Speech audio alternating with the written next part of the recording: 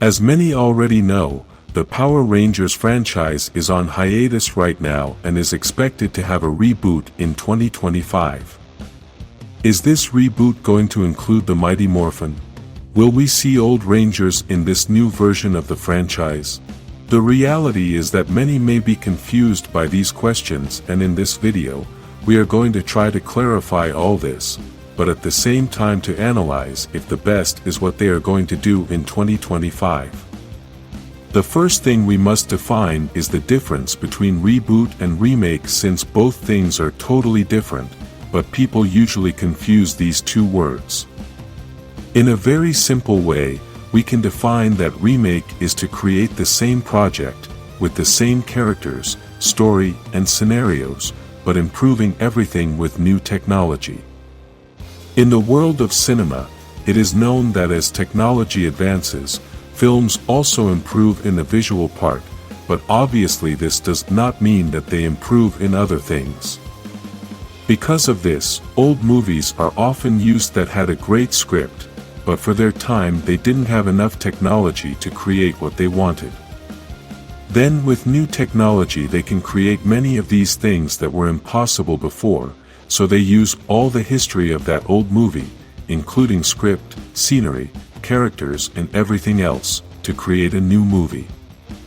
This is what remake means, a new movie that uses all the elements of the old movie, but just improving some things. The reboot is something very different in that they simply use some important elements, but the producers are looking to take another path in the story. In this format the characters are used, but they are looking to create something very different and a story that goes in a different direction. This is the same thing that has happened with all the Spider-Man movies, as they used some important characters but changed almost everything else. According to information that has rambled around the internet, a reboot is said to be what the Power Rangers franchise wants to do, and this is almost a gamble.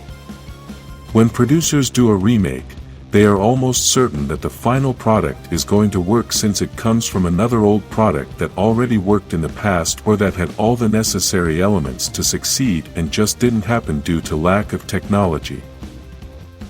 However, a reboot is a total risk, because even though you are going to use the base of the old project, you are still going to create something totally different. In the case of Power Rangers, when it was released in 1993 it was a success, and this was for many different reasons. After so many years the world has changed, and now, they need other things to be able to succeed in a new Power Rangers series. We are going to start by looking at a reboot and the things they need to do to possibly succeed. Then we will analyze a remake and what it should look like so that maybe it can have a chance for success. The things that a reboot needs to do to be a success we have mentioned many times, and they are pretty remarkable things. For many years Power Rangers has been airing, but little by little their success has declined, and they no longer generate the same revenue as they used to. The first thing they should do is to identify all the things that made Power Rangers not reach the absolute success as it happened in the 90s. For me the first step would be to change the audience to which the new universe is directed, and this has already been done, since according to some information the new series will be for those over 14 years of age. This change is due to the fact that children don't watch television and they don't buy so many toys. The reality is that the adult audience is the one that is watching this type of content, such as superhero movies, fantasy worlds, and the like. This means that if Power Rangers targets that type of audience, they can have the opportunity to have more audience, and they will also sell more products, since that will open the door for other items. Lately the only thing that was selling Power Rangers were toys, but if they start creating a series for an adult audience, then they will be able to sell clothes, more expensive collectibles, shoes, and some other things that have never been sold in this franchise. When the franchise started, they managed to sell practically everything, but at this point they are not managing to sell almost anything anymore, and this is why Power Rangers needs a change. Another thing they need to change in the reboot is the stories because, if the series is going to be directed towards an adult audience, then they can create deeper and more dramatic stories. This is why the first change had to be the audience change, as that was going to open the door for other much needed changes, and this brings me to my next point. Another change that was confirmed is the length of the episodes, and we already know that each episode will be 60 minutes long. This will help the story to be deeper, and we will have more time to get to know all the characters. Obviously, this can be a double-edged sword because, if they don't write a good story, then they can get the whole script of nonsense just to be able to use the 60 minutes.